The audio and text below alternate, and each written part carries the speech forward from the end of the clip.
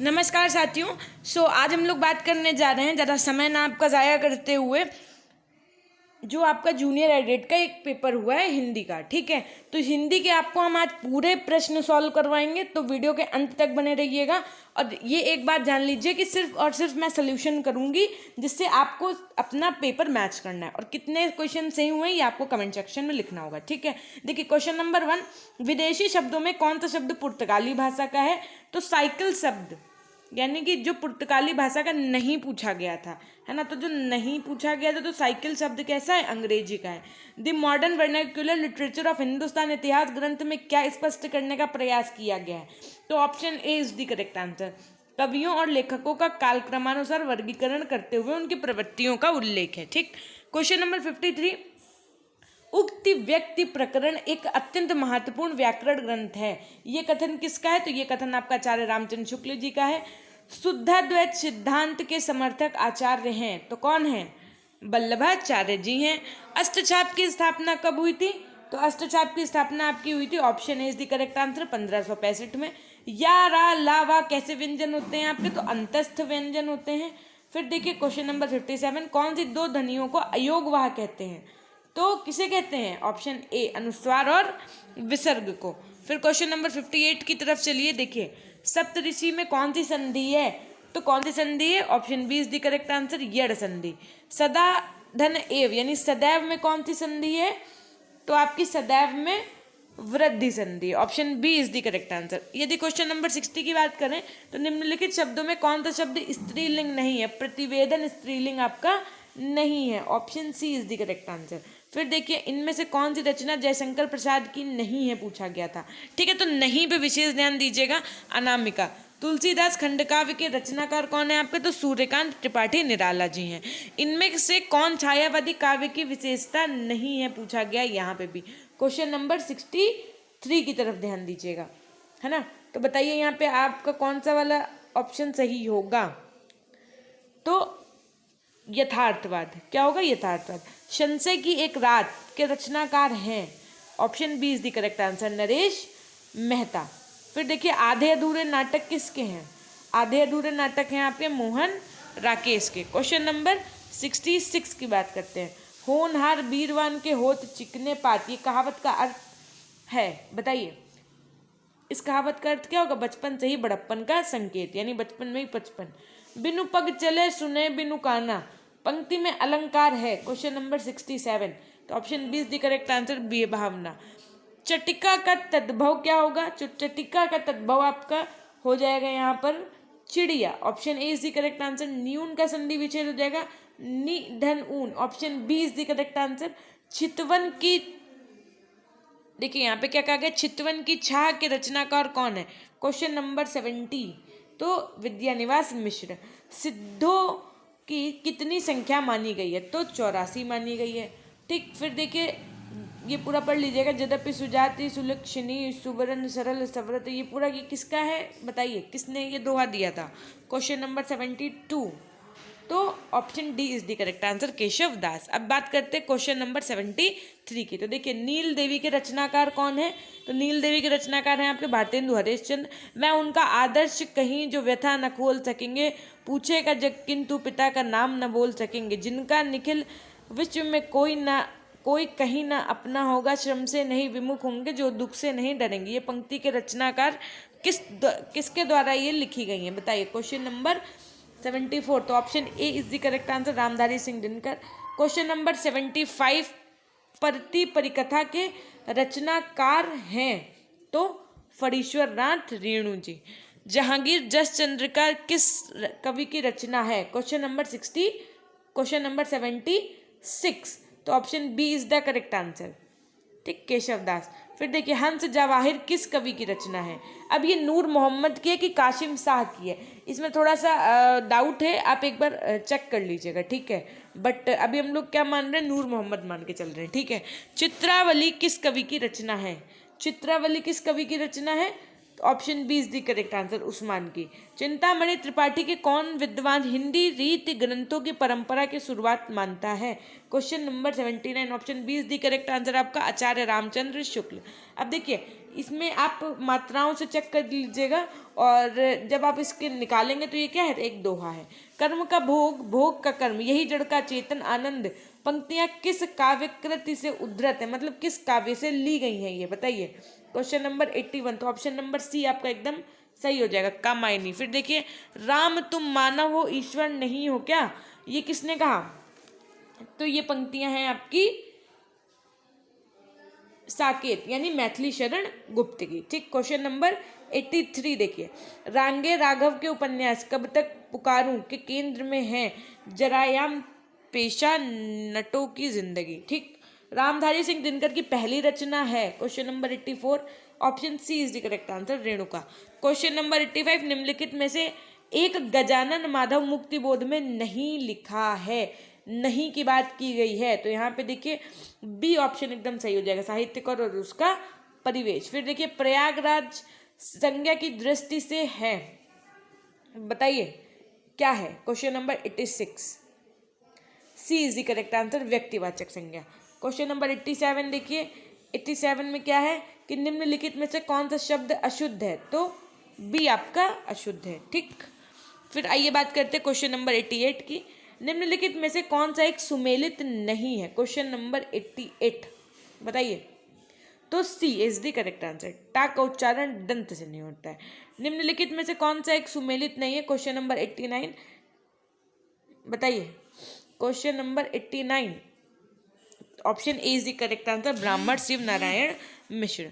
फिर देखिए question number 90, Saraswati पत्रिका का प्रकाशन कब प्रारंभ हुआ आपका? तो option D is the correct answer, 1900 में।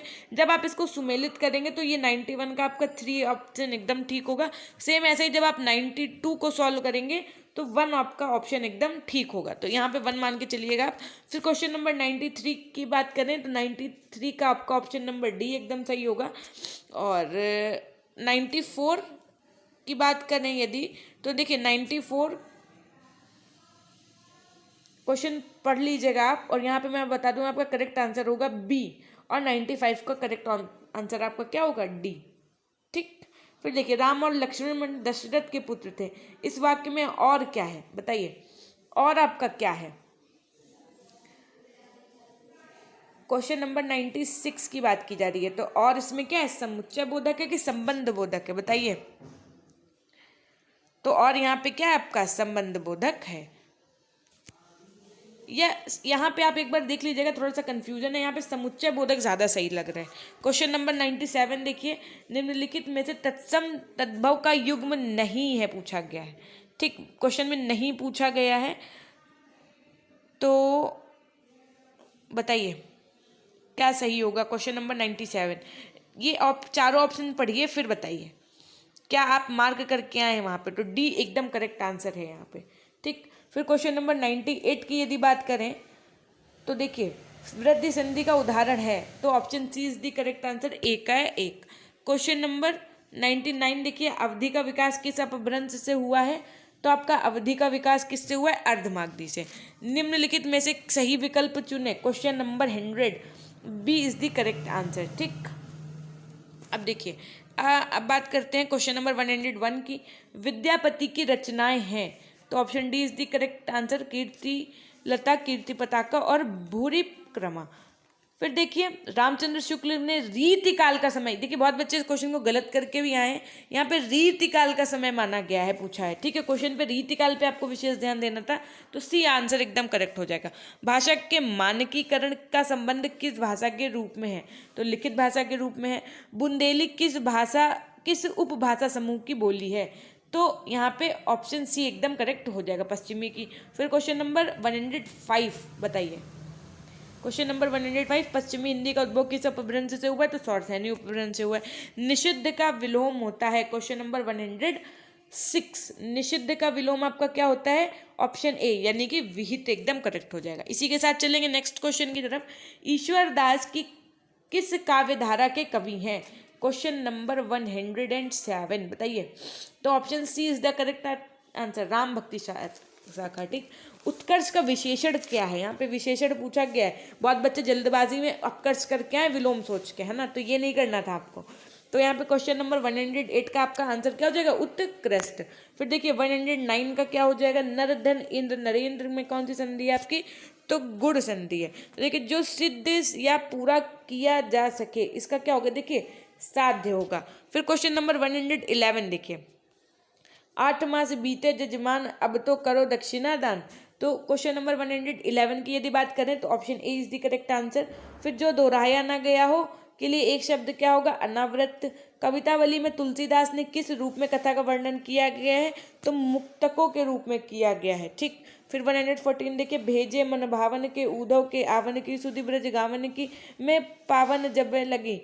इस पंक्ति के रचनाकार कौन है, क्वेश्चन नंबर 114 बताइए। Option B is the correct answer, Jagannath Das Ratnakar. Question number 105 देखिए, कवि कुल कल्पतरु किस कवि की रचना है, तो यहाँ पे चिंतामणि की रचना है। क्वेश्चन नंबर 116, सूर्यकांड त्रिपाठी निराला रचित अप्सरा क्या है, बताइए अप्सरा क्या है, एक नाटक है, उपन्यास है, कहानी है, या फिर कविता क्या है, बताइए। क्वेश्चन नंबर 116, तो यहाँ पे option A is the correct answer, ठीक। उपन्यास क्या है ये, तो बताइए उपन्यास इज द करेक्ट आंसर, ठीक। अब देखिए 117, प्रकाशन वर्ष के अनुसार निम्नलिखित में से एक गलत है, तो यहाँ पे कौन सा वाला गलत है ये बताना है। तो कर्मभूमि 1920 ये गलत है। रामकुमार कृत बादल की मृत्यु किस विधा की रचना है, question number 118, option B is the correct answer, एकांकी। ठेले पर हिमालय के लेखक कौन है, तो धर्मवीर भारती। क्वेश्चन नंबर 120 देखिए, निम्नलिखित में कौन सा शब्द पुल्लिंग नहीं है, पुल्लिंग नहीं है, जीव। जीव कैसा है, स्त्रीलिंग है आपका, ठीक। अब बात करते हैं question number 121, fort William college की स्थापना आपकी कलकत्ता में हुई थी। नामदेव का जन्म आपका महाराष्ट्र में हुआ था।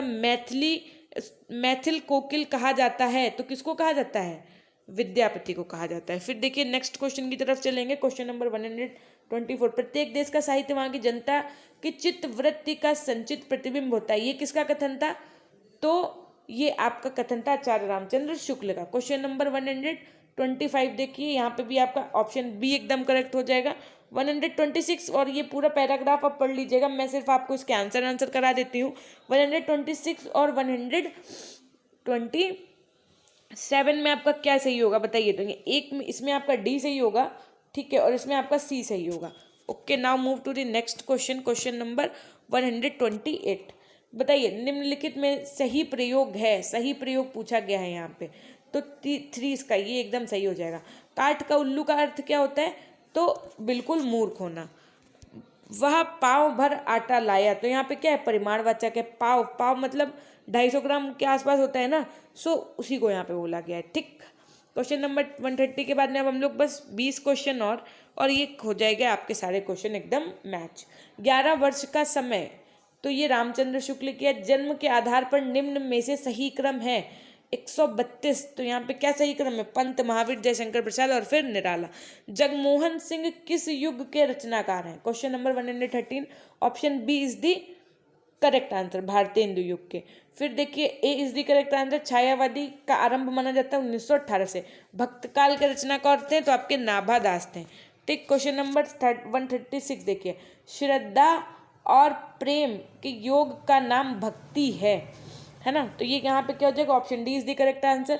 137, रीति मुक्त काव्यधारा की विशेषता नहीं है, तो यह रीतिकम प्रधान काव्य, ये विशेषता नहीं है इसकी। फिर देखिए क्वेश्चन नंबर 138 की यदि बात करें तो हिंदी में कठिन काव्य का प्रेत किस कवि को कहा गया है, option B is the correct answer, Acharya Keshav Das को। फिर प्रभु जी तुम चंदन हम पानी, जाकी अंग अंग बस समानी, तो ये किसकी पंक्तियां, रायदास की। रामचरितमानस की भाषा क्या है, अवधी, ठीक। फिर चलिए नेक्स्ट क्वेश्चन की तरफ, विशिष्ट द्वैत सिद्धांत के प्रवर्तक आचार्य हैं, क्वेश्चन नंबर 141, बस ये अंतिम 10 क्वेश्चन और आपके, option D is the correct answer. विदेशी शब्दों में कौन सा शब्द अरबी भाषा का नहीं है, तो नहीं है में क्या है, बेगम नहीं है। विदेशी भाषाओं से आए शब्दों में कौन सा शब्द फारसी का नहीं है, फिर से विशेष ध्यान दीजिएगा, नहीं पूछा गया था आपसे प्रश्न में, तो यहाँ पे सी होगा, ठीक। अब देखिए क्वेश्चन नंबर 144, लोकायतन के रचनाकार हैं, तो यहाँ पे क्या हो जाएगा, option D is the correct answer. श्रृंखला की कड़ियाँ की लेखिका हैं, बताइए।